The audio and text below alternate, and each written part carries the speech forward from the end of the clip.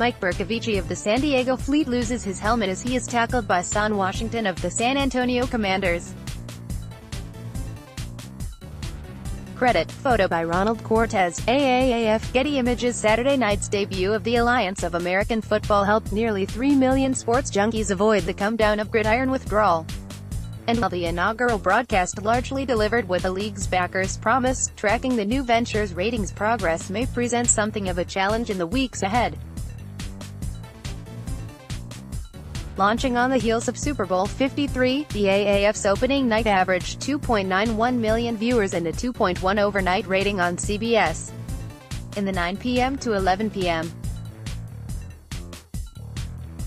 window, the AAF premiere out-delivered ABC's Oklahoma City-Houston NBA game, which also posted a 2.1 in the metered markets by some 389,000 viewers. If America's first look at the AAF was somewhat fractured, the majority of viewers, 78% of all markets, were presented with the San Diego-San Antonio game, while the remainder had the option to tune into Orlando's blowout of Atlanta. The broadcast itself was as advertised.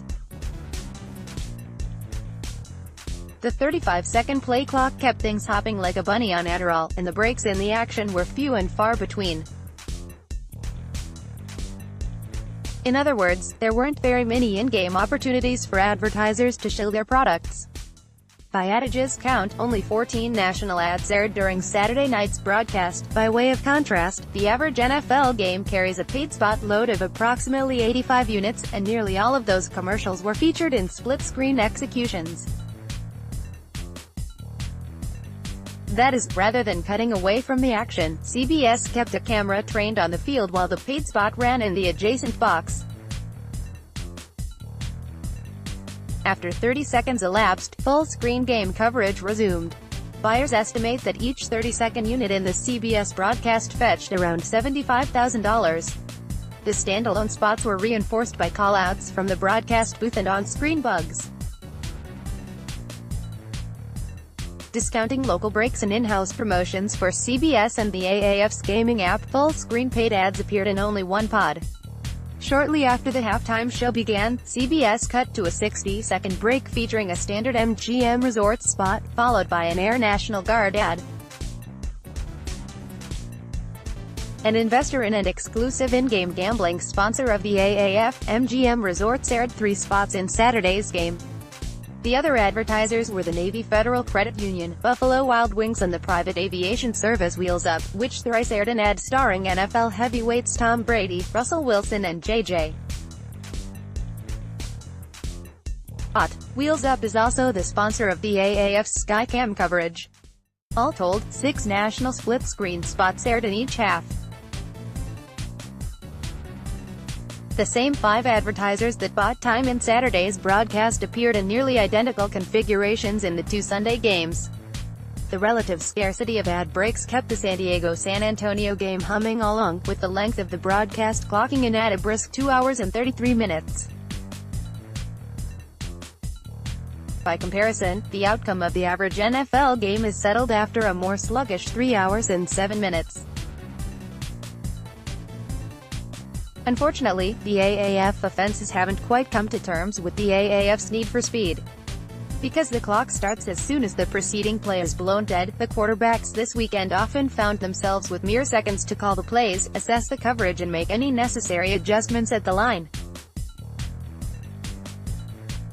Despite rules that limit the pass rush to 5 players, defenses made short work of the other side of the line, hitting the quarterbacks 44 times and hauling in 12 interceptions over the course of the 4 games.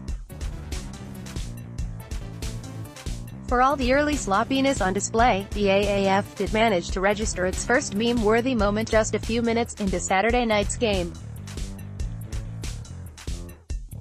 You'd be forgiven for fearing that San Diego quarterback Mike Bercovici's head was still inside his helmet after it was dislodged and sent into orbit, such was the force of Shaan Washington's vicious blindside hit. Viewers with sufficiently high-resolution TV sets saw what appeared to be Bercovici's soul leaving his body after he crumpled to the turf. Remarkably, not only did the quarterback stay in the game, but the collision was deemed perfectly legal. The more bloodthirst precincts of football Twitter approved of the no call, and vociferously so. flying blind if the early AAF numbers made for an encouraging start on a sleepy Saturday in February. The preliminary Nielsen estimates won't exactly make anyone forget about the NFL. The first AAF broadcast didn't quite match CBS's lowest rating for a 2018 NFL preseason game, on August 24, the network's coverage of a Lions-Bucks scrimmage managed to scare up 3.23 million live same-day viewers. Nor did the AAF make much of a dent in the numbers the much-valued XFL served up in its 2001 premiere on NBC. In that far less atomized media universe, Vince McMahon's noisy spectacle delivered a staggering 15.7 million viewers and a 9.5 household rating.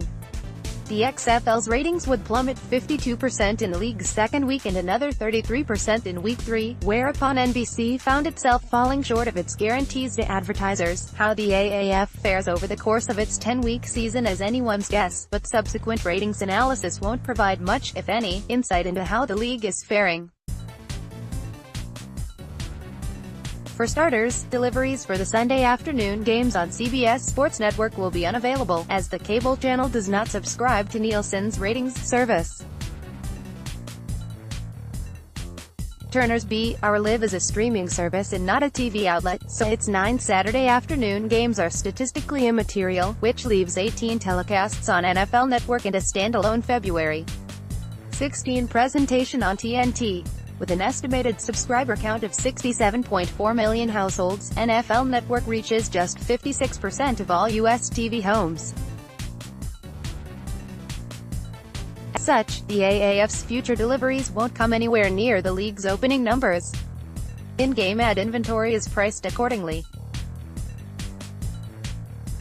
Case in point, Sunday night's Arizona Salt Lake game, which aired on NFL Network opposite CBS's presentation of the Grammy Awards, eked out a 0.4 overnight rating. The next chance the AAF has to draw a crowd will arrive on April 27, when the 8-team league presents its inaugural championship game.